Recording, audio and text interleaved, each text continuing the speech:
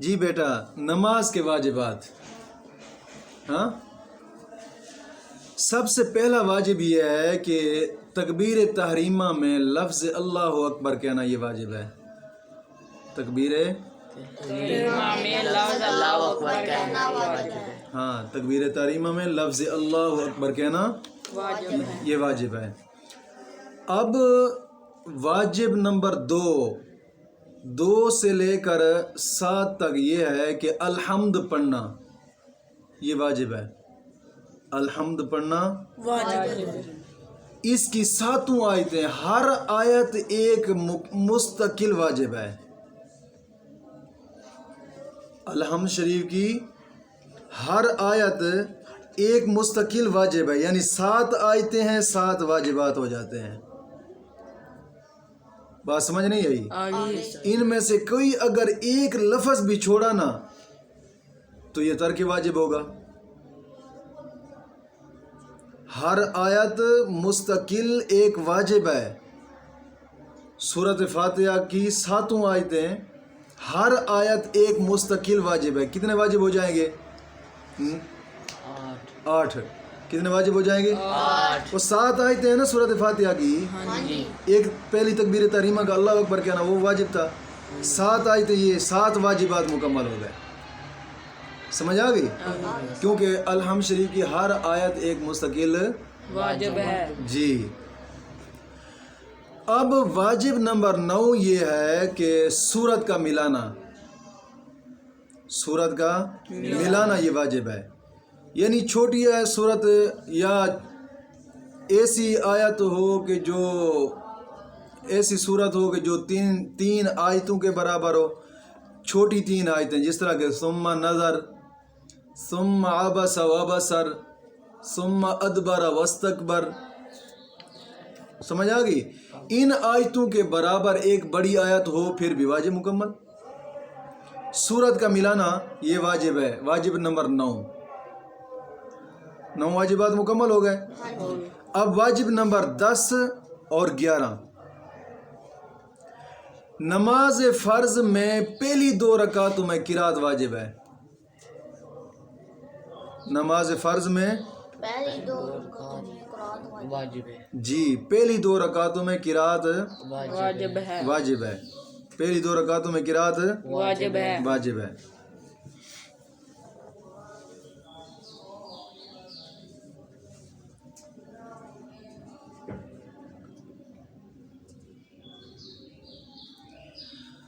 یہ اب آگے دیکھیے گا الحمد شریف اور اس کے ساتھ سورت ملانا. الحمد شریف اور اس کے ساتھ سورت ملانا. فرض کی پہلی 2 رکعتوں میں، نفل اور وتر کی ہر رکعت میں ملانا واجب ہے. فرض کی پہلی 2 رکعتوں میں اور نفل اور وتر کی ہر رکعت میں سورت ملانا واجب.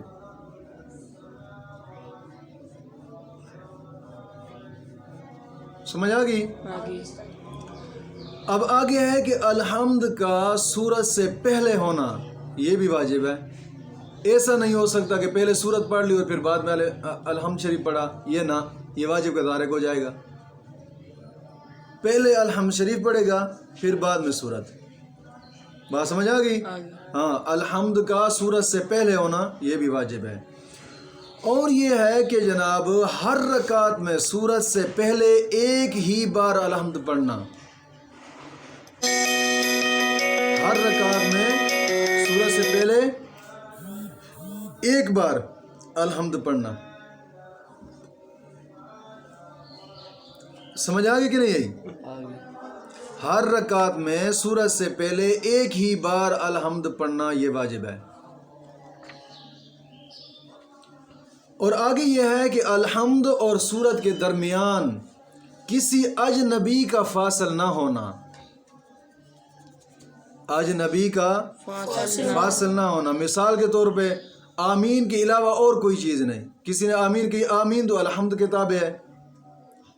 سمجھ آ گئی؟ اور بسم اللہ جو ہے یہ سورت کے تابع ہے. یہ دونوں اجنبی نہیں ہیں. ان کے علاوہ کوئی اور چیز اگر ایسا فاصل بنائے گا تو پھر یہ جناب جی واجب کا تارک ہوگا جس میں سجدہ سہو لازم آئے گا. سمجھ آ گئی؟ الحمد اور سورت کے درمیان میں کسی اجنبی کا فاصل نہ ہونے کا مطلب یہ ہے آمین اگر کہے گا تو آمین الحمد کے تابع ہے، بسم اللہ اگر پڑھے گا تو وہ سورت کے تابع ہے، ان کے علاوہ کسی اور چیز کو نہیں پڑھ سکتا.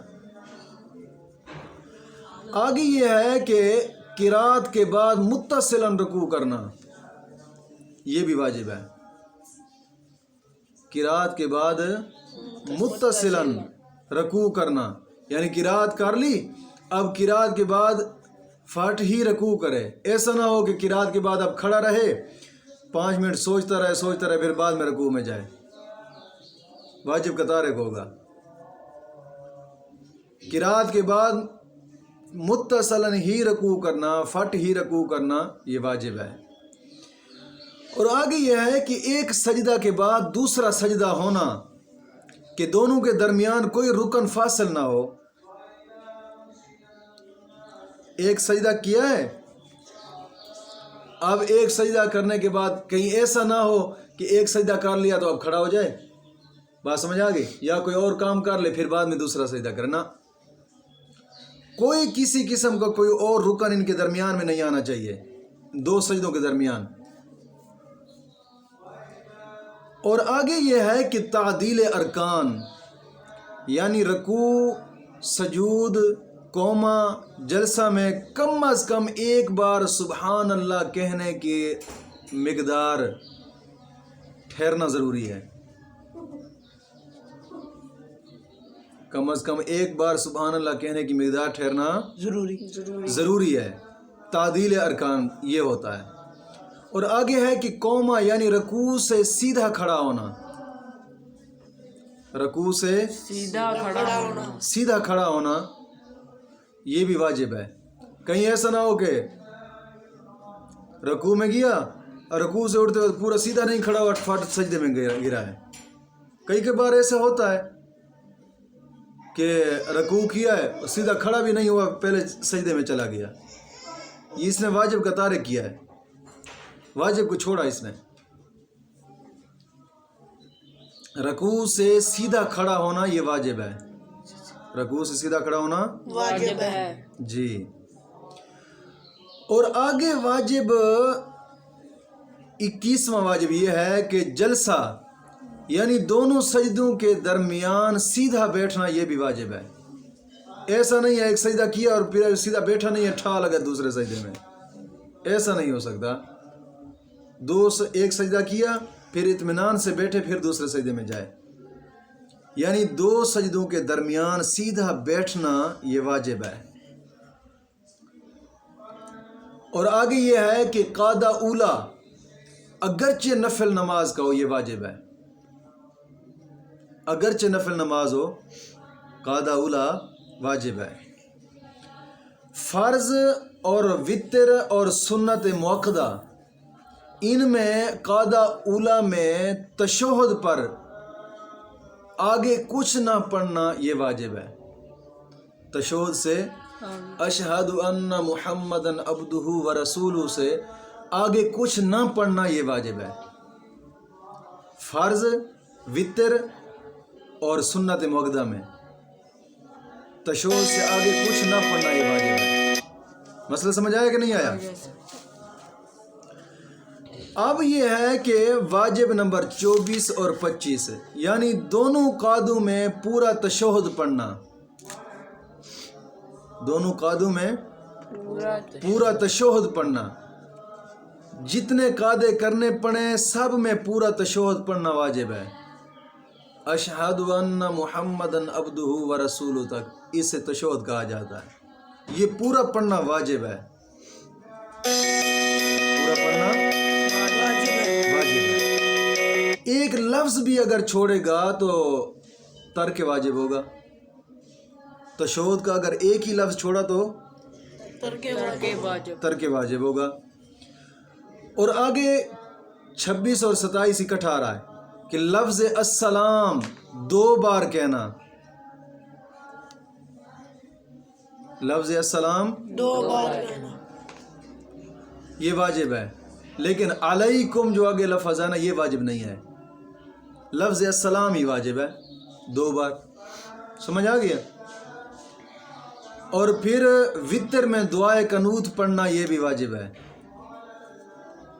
دعائے قنوت پڑھنا وتر میں واجب ہے. واجب ہے.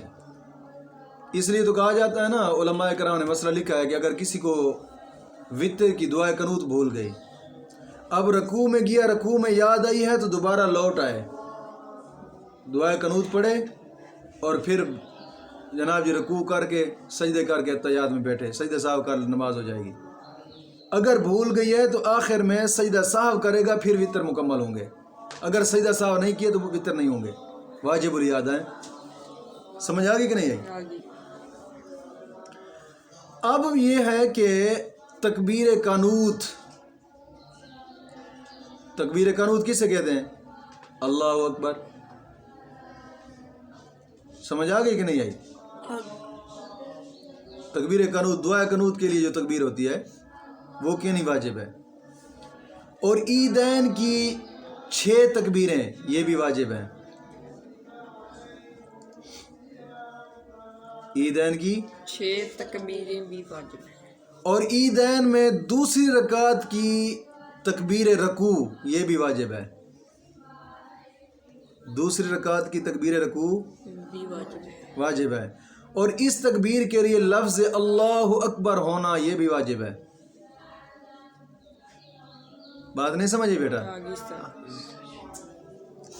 اور آگے جناب واجب نمبر 38 یہ ہے کہ ہر جہری نماز میں جہر سے قرات کرنا واجب ہے. اور واجب نمبر 39 یہ ہے کہ ہر سری نماز میں یعنی غیر جہری جو نماز ہے اس میں آہستہ پڑھنا یہ واجب ہے. جہری نمازیں کون کون سی ہیں؟ فجر اور فجر مغرب عشاء. ہاں. غیر جہری کون کون سی ہیں؟ ظہر اور عصر. اثر. ہاں. جہری نماز میں اونچی آواز سے بلند آواز سے پڑھنا واجب ہے اور غیر جہری میں آہستہ پڑھنا واجب ہے. بات سمجھ آ گئی؟ آگے اس طرح. اب واجب نمبر 40 ہے آگے کہ ہر واجب و فرض، ہر واجب اور فرض کا اس کی جگہ پر ہونا یہ بھی واجب ہے. ہر واجب اور فرض کا اپنی جگہ پر ہونا یہ بھی واجب ہے. واجب ہے. رکوع کا ہر وقت میں ایک ہی بار ہونا یعنی ہر رکعت میں ایک ہی بار ہونا. رکوع کا ہر رکعت میں ایک ہی بار ہونا واجب ہے.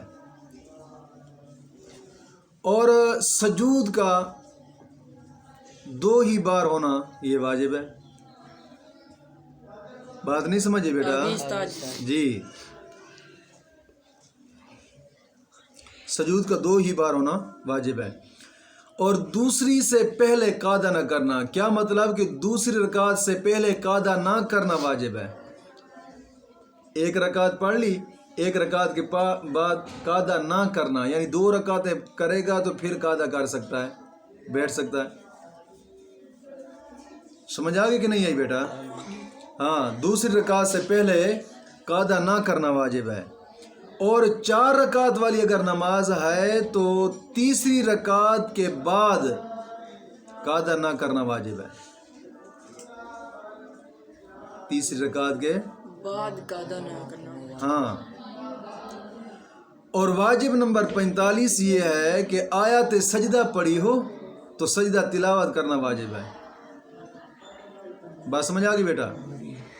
اور ایسے ہی اگر بھول ہوئی ہے، سہو ہوا ہے اسے، تو سجدہ سہو کرنا بھی واجب ہے. سمجھ آ گئی؟ 2 فرض یا 2 واجب یا واجب فرض کے درمیان 3 تسبیح کی مقدار وقفہ کرنا یہ بھی واجب ہے. سمجھ آئی کہ نہیں آئی؟ آگے اس طرح. 2 فرض یا 2 واجب یا واجب فرض کے درمیان 3 تسبیح کی مقدار وقفہ کرنا یہ بھی واجب ہے. بیٹا سمجھ آیا کہ نہیں آیا؟ آگے اس طرح. ہاں. آگے ہے واجب نمبر 48 کہ امام جب قرات کرے بلند آواز سے ہو قرات خواہ آہستہ، اس وقت مقتدی کا چپ رہنا واجب ہے۔ امام جب قرات کرے، قرات چاہے امام اونچی آواز سے کرے یا آہستہ آواز سے کرے، تو مقتدی کا چپ رہنا واجب ہے۔ مقتدی کا چپ رہنا واجب ہے۔ چپ رہنا واجب ہے۔ اور آگے واجب نمبر 49 یہ ہے کہ سوائے قرات کے تمام واجبات میں امام کی متابعت کرنا یہ واجب ہے۔ سمجھ آگے کہ نہیں آئی؟